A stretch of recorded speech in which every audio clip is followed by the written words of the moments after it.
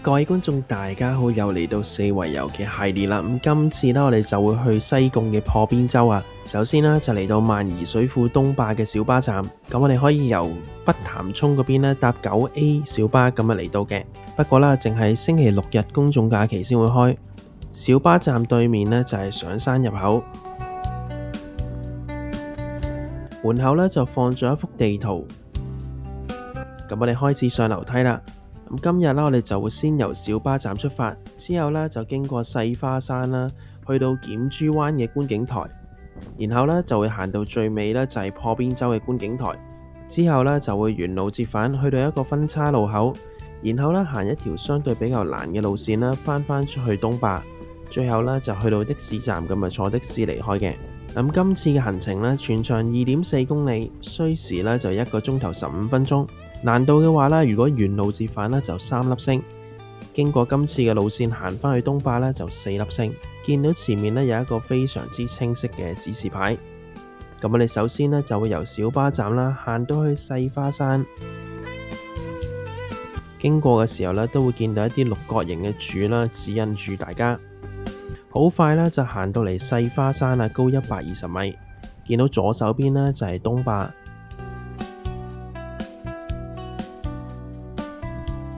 而我哋嘅右手邊呢，有座好高嘅山呢，就係花山。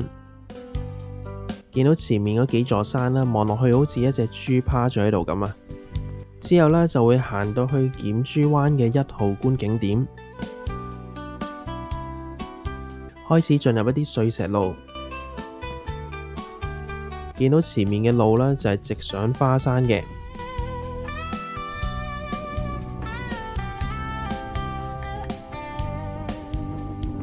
跟住指示牌行，咁我哋就會轉左落山。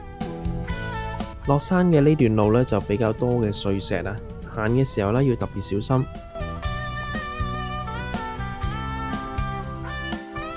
雖然而家呢條路呢已經修葺咗噶啦，但係呢仍然係比較多嘅碎石。見到前面嘅山頭呢，一陣間呢又要上返去啊。開始見到前面一啲自然嘅六角柱石，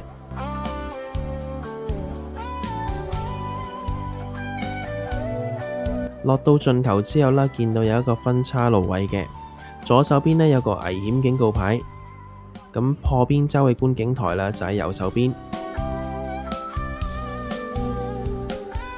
繼續落到去底。嚟到坳位之後呢，又要上返去啦。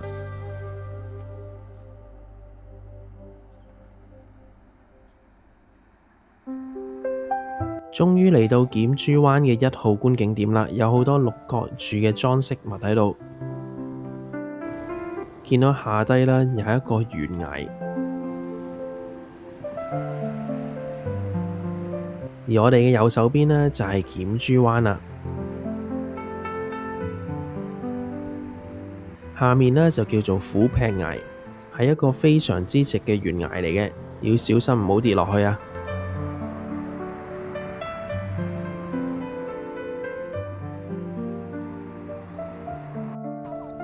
之後呢，我哋就會行去檢珠灣嘅2號觀景點，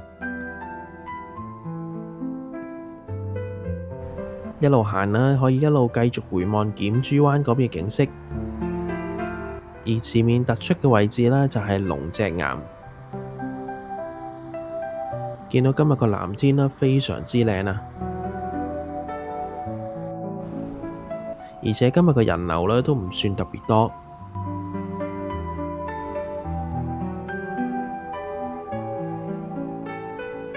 終於嚟到檢珠灣嘅2號觀景點啦，見到有啲工程嘅圍網喺度。咁喺呢個位置啦，可以更突出咁樣望到海邊嘅景色，亦都可以開始望到破邊洲嗰邊啦。下面呢，一樣係懸崖嚟嘅，要特別小心，因為都出現過一啲致命嘅意外啊。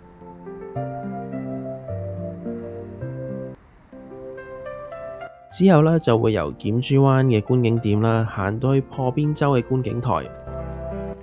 好快啦，就嚟到破邊洲嘅觀景台啦。見到前面呢有一堆人啊，景色非常之靚。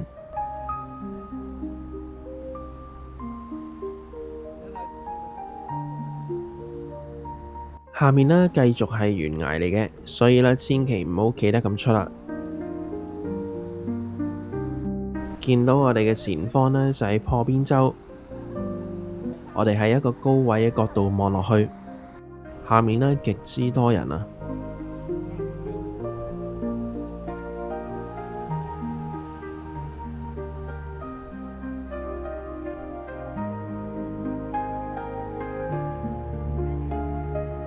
回望返左後方嘅東壩，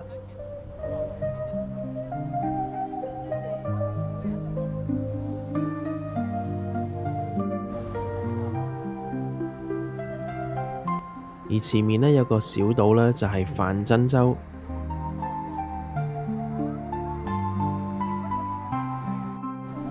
其實呢個位置呢，就已經係破邊洲觀景台嘅盡頭嚟㗎啦。不過啦，有好多人啦冒險行落去。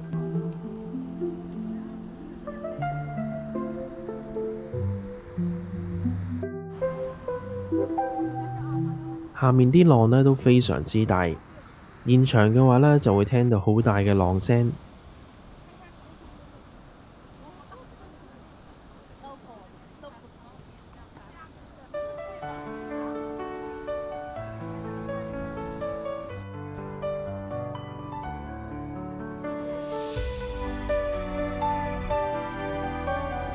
睇完破邊洲之後呢，就沿路返去個分岔路口。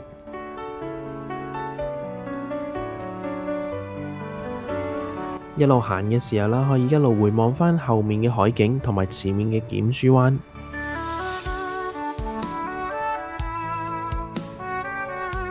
返到嚟分岔路口啦，如果唔想挑戰難度嘅話啦，可以行左手邊嘅樓梯，沿路出返去小巴站嗰邊嘅。咁我哋就難度提升，行右手邊比較困難啲嘅路段。見到前面呢有個警告牌，咁我哋就會喺呢條路啦，直出去東壩。咁以前破邊洲觀景台未起到咁靚嘅時候呢，就有好多人啦行呢條路啦就入嚟嘅。咁一開段啦，條路呢係比較窄，但係呢都未算係特別危險嘅。向前行多少少呢，就嚟到一個比較斜嘅石面啊。落雨嘅時候呢，就千祈唔好行呢條路啦。下面呢係極之斜，一跌落去呢就會即刻落到底。最好呢就坐低個人慢慢橫過。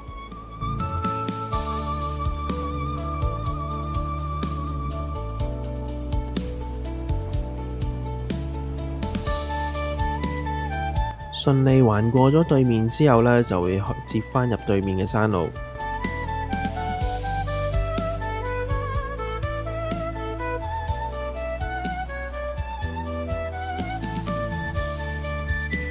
而見到前面呢，就係東壩嘅下路啦，之後呢，就要落一小段。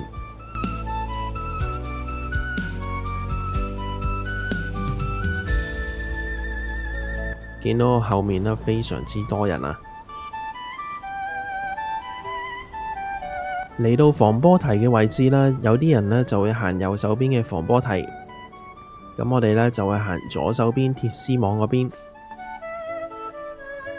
更較為安全呢，就可以直接落到去鐵絲網嘅下面。不過啦，落去下面呢，就要生得比較高嘅人先可以上得返去嘅。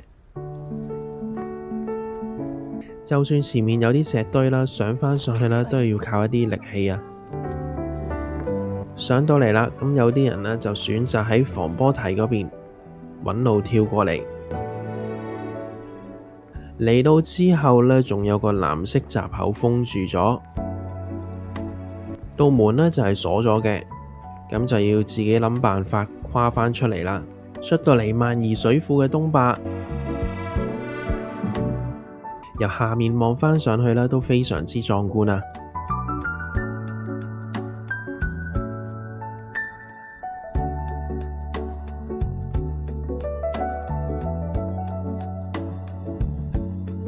之後呢，就會一條路行返出去的士站，咁啊結束今次嘅行程嘅。